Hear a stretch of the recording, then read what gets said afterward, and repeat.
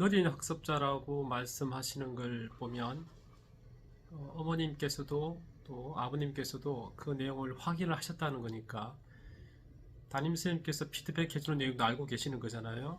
느리다, 이해를 잘하지 못한다, 암기 기능이 약하다. 그러니까 이해 기능과 암기 기능이 미약하다는 이야기는 인지 기능이 미약하다라고 볼 수는 있는 거죠. 인지 기능의 가장 기본적인 내용은 사실을 확인하는 내용이거든요. 사실. 우리가 글을 읽었을 때 그 글 내용 있는 그대로 이해하는 거죠. 철수가 공을 찼습니다라고 하면 공을 찬 사람은 누구인가요? 철수가 찼죠. 철수는 무엇을 찼습니까? 공을 찼습니다. 철수는 무엇을 했나요? 공을 찼습니다. 이런 내용이죠. 정보를 확인하는 겁니다. 글을 읽고 내용을 확인하는 기능, 이해하는 거라고 할 수 있죠. 그런데 5학년 정도의 학생이 글을 읽는다고 하면 길죠. 상당히 긴 글을 읽어야 되거든요. 긴 글을 읽을 때 얼마나 잘 이해하는가 쉽지는 않은 거죠. 그런 내용들을 이제 지켜보고 선생님께서도 국어 시간뿐만 아니라 사회, 또 과학 시간, 또 수학 시간에서도 그런 이해하는 능력, 이 글을 이해한 다음에 문항을 해결하기 위해서, 문제를 해결하기 위해서는 이해를 넘어서서 그 내용들을 또 서로 비교해야 되고, 또 해석도 해야 되고, 또 평가도 해야 되고, 각각의 다른 정보를 통합해야 되고, 여러 가지의 어떤 사고 능력이 필요한 거죠. 그런 기능이 미약하다라고 볼 수 있고, 실제로 그런 학생이 많이 있습니다.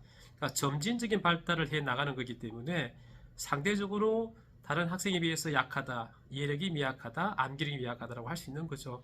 그런 과정을 쭉 지켜볼 필요가 있는데, 제가 학생들 가르치면서 경험한 내용들은 그런 학생들을 보고 대화를 많이 나누는 거죠. 적극적인 소통이 필요한 거죠. 부모님이 계시다 그러면은 학생과 많은 대화를 나누면서 묻고 답하는 과정, 읽게 하고 읽은 다음에 내용을 확인하고, 그러니까 사회적인 관계를 맺고 대화를 나누는 것처럼 읽은 내용을 함께 공유하면서 부모님이 질문을 하고 질문한 내용에 대해서 답을 하고, 그런 활동을 하면서 이제 학생은 또 이해하는 그런 방법도 배우게 되고, 사용하는 언어가, 단어가 좀 달라지지 않겠습니까? 부모님이 사용하는 어휘도 또 학습하게 되고, 그런 과정을 배우게 되는 거죠. 점진적으로. 그래서 또 뭐 서두를 필요 없이 우리가 우리의 삶, 인생의 어떤 그런 기간을 놓고 보면 상당히 100세 시대라고 하는데요. 그 시간 동안에 5학년 정도면은 지금 10살, 11살 정도의 어떤 기간이 90년이라는 그런 기간이 남아있는 상황이잖아요.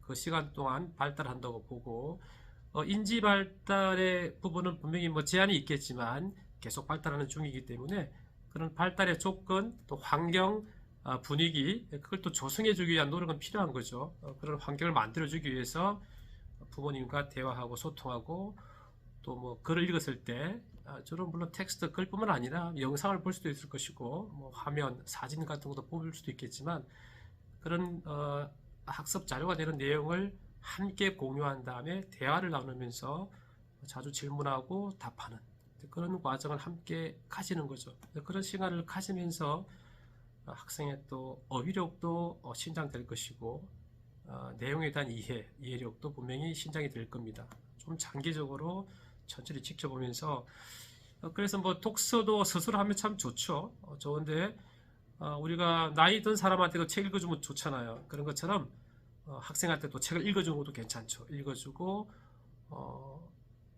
어려운 어떤 낱말들, 단어들에 대한 뜻도 안내해주고, 또 궁금한 내용을 묻게 하면 질문한 그 내용에 대해서 또 부모님이 답해주고 하는 그런 과정들. 그래서 뭐 이게 한 가지가 아니라 상당히 다양한 어떤 그런 방법이 있겠지만, 그래도 상호작용, 서로 주고받으면서 대화를 나누고 이야기를 나누고 함께 읽고 하는 그런 상호작용의 시간을 조금 더 많이 갖는 게 좋지 않을까, 그런 말씀을 드리고 싶습니다.